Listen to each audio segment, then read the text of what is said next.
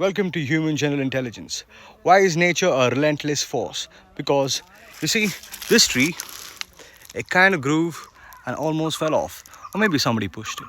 Nobody knows, but nature has its way of fixing it.